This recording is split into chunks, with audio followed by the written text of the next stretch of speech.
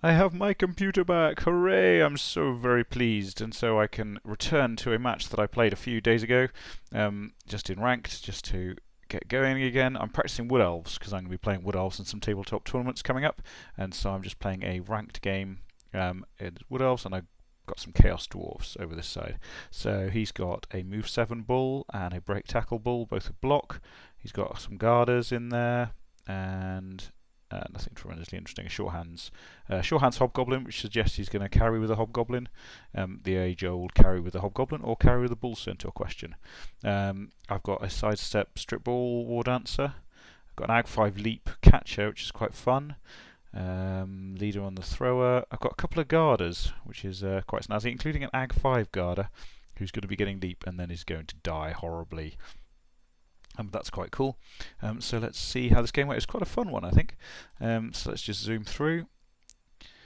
So he's kicking. So I sort of did a asymmetric type setup, not for any particular reason, just to see what happens. Really, there's no point in always being symmetrical. Ideally, I'd have kick, I suppose, and then I could be asymmetric and then kick the ball over this side, and then maybe sort of split his team a bit. But I don't think I have kick at the moment. So yeah, tactical genius there. Okay, so I remember what happened here. So this is quite cool. So armor holding mostly. So what he's done here is all his Chaos Dwarfs are up on the line except this guy, and neither of these have guard. So this might be the only opportunity I get to get a 1-die block on his ball carrier, because there's going to be a whole load of guard. As soon as his Hobgoblin catches up with the rest of his players, he's going to be having guard all over the place. So I'm sort of pretty much immediately going to go in for the blitz. I'm just going to tag a few players and get some players in the well. So the War Dancer immediately goes in, leaps, and then gets the 1 dice and knocks it down, which is a bit of a result. So the ball is loose, which makes it a little trickier for him. And then I've got my Ag 5 guy, so that was leaping in there on a 2+. And then use leader on it, but snake eyed the leap, which is a bit sad. Ag 5 leap, because that would have been a 2-up leap followed by a 3-up pickup, which is reasonable chances. And then so that was 7, 8, 9, and he actually had enough move to dodge to freedom as well. If obviously because he still had dodge, and there was no tackle there, so there was quite. If that had worked, that would have been quite tidy. Didn't, but didn't die, so that was quite nice. So that puts him on the back foot immediately. A bit of punching, but again, armor is holding, which is a blessed relief. He's got the ball again on his, still on his Shorthands Hobgoblin. So I decide not to go for the ball carrier this time. So he's consolidated a bit, but there was nothing obvious as to. I suppose I could have just immediately sort of blitzed in again. But I figured, because I was in reasonable tactical position here, I'd sort of pushed him back into his own half, and so I didn't need to go for the ball immediately. It was going to be difficult for him to make progress at this stage, and so I was just happy with pushing him backwards, basically. So all I did here was just push up and put as much pressure on his players as I could. And just make it as difficult as possible for him to move up. But it wasn't very good actually, because I left this side fairly undefended. Most of my players were down here, so I thought I'd done all right. But actually, if I just put one more player up this side, it would have been a lot better, basically, because he could pretty much clear out. Could he? Yeah, no, it's not too bad. Oh yeah, so what? Yeah, that was interesting. So if that player had gone down, he would have gone there. So what he's done here is he's actually left his ball carrier next to my War Dancer, and so there's a half dice there straight away, which I'm going to take. Well, not straight away, because I'm going to do some moves first, but I'm definitely going to take that, and then that's going to push the Hobgoblin. So what did I get there? So I got pushback and a both down. He chose the pushback, and that allows me to push the Hobgoblin down to there. Now I've got a guard guy lurking, and I've got another War Dancer lurking. So that's happy days. So I'm just going to push back there, and then the guard guy comes in, War Dancer comes over and gets the both down and bounces to my guy. Happy days. But then I just fall over on the way out there. So can this guy survive? this bit of an onslaught. No, he can't, and he gets punched. But the ball is loose, and he's not going to be able to capture it. So my players are starting to leave the pitch, which is a bit of a blow. So, yeah, so it might have been a tactical error there, actually. So let's have a look at that one. Let's just rewind a wee bit. And it's one of those things where the tactical error comes from as like the result of it, really. So I've blitzed with the War Dancer, and I'm going to knock onto the ball in the hope that he's not going to catch it. Obviously, we saw what just happened. The Hobgoblin catches it. So there was a so probably a 50% chance of a really good result. So there, or there would have been a fantastic result. So that's 50%. If it'd gone to the Chaos Dwarf, that was just a 5-up catch, and actually having the ball on a Chaos Dwarf is not too bad because it's difficult for the Chaos Dwarf to make progress. But in fact, it bounced to the worst possible place, and then the Hobgoblin caught it, and obviously used my blitz. I'm just trying to think. So if I hadn't blitzed him, if I blitzed him to there, I could have carried on moving. That would have been a 4-up pickup with a reroll, so that would probably have been more sensible. But don't know. I think bouncing the ball is usually quite fun as well, though. So all I'm doing now is just bringing my players back, trying to get in the way, and hopefully be able to do that. So I've only left him 1 block, but it's fairly easy for him to move forward and just get a load of his players around here, which is a bit of a blow. I do have a leap in with the War Dancer and Blitz if I want it. Can't even remember that. No, just consolidating there again, just getting in the way because it's going to be tricky. But he is removing my players.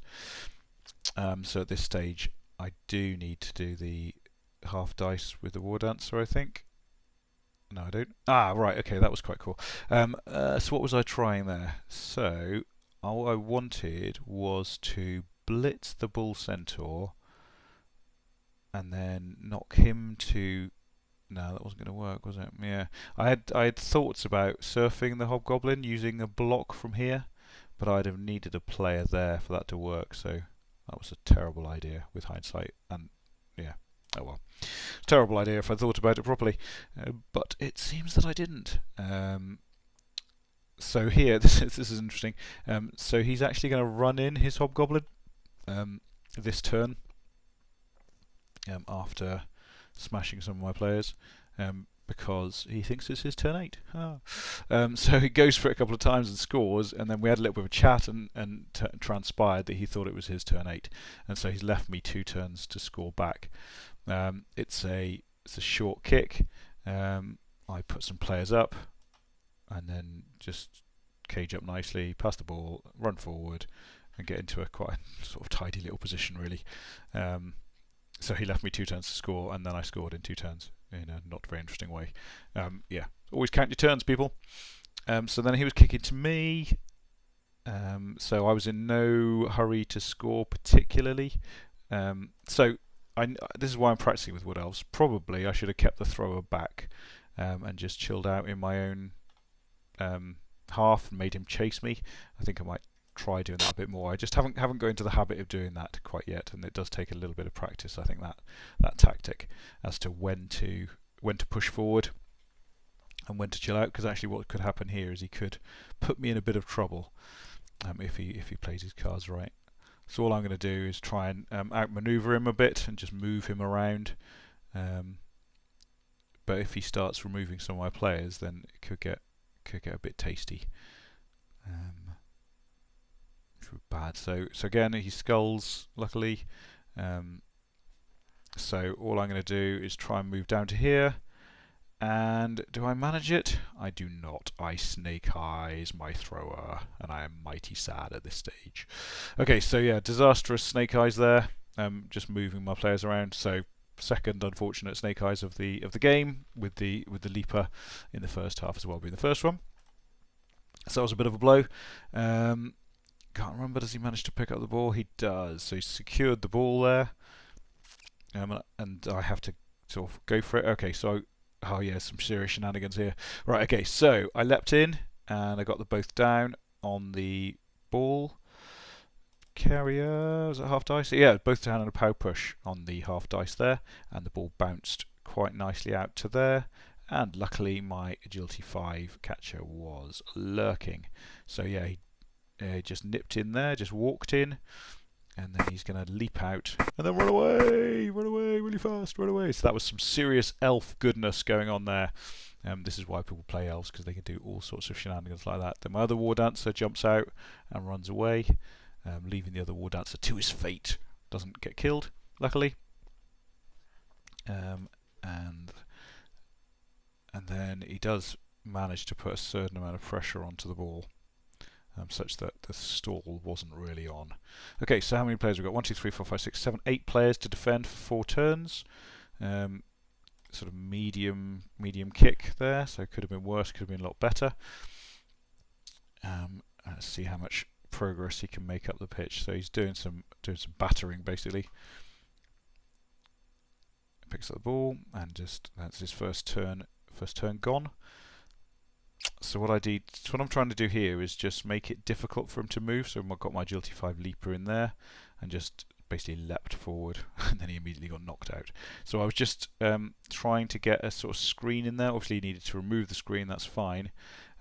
But so what happens, he's sort of making progress up the pitch, but I'm quick enough to be able to sort of come back, and a bit of a foul on there. So basically to get in the way of him, so leaving him 2 turns to score at this stage. Feeling alright about this. Obviously it's going to be draw at worst, but obviously he's going to have to work hard as well to try and get the score. So he runs down to there. Now I use my reroll immediately. So what I'm planning here, I've got the guarding lineman, so I'm going to put the guarding lineman in there and then come around for the blitz. I think the 1 die blitz with the block. He hasn't got block, so if I put the guard in there, I've got strength 2 with block, and that's a 1 dice hit. So that's the plan, and there was nothing else nice to be done first, so I go for that straight away. Obviously I used the I used the reroll on the dodge straight away at the beginning of the turn, which made the whole thing a bit cozier, especially with all the tackle around. But I get them both down, absolute bonus, and I'm quite pleased with life at this stage. Thrower tries to dodge out, going at the ball, but fails on that one. And this is his turn 8. So yeah, leading 2-1. He stuff. Takes out a player, just spiteful that was. And then a 3 dice block, again, no need for that. And then the important thing here is that we have a move 7 bull, who is 10 squares away from the end zone, ladies and gentlemen. Sad times for me. So he almost moved the bull there, but he hands off to the bull, catches, runs for it, into the corner, and scores. So yeah, sad times. I thought I had the game really. Played alright, it was a really good game, played in a happy spirit, so thank you very much Goza for the game. It was mighty good fun. More another time.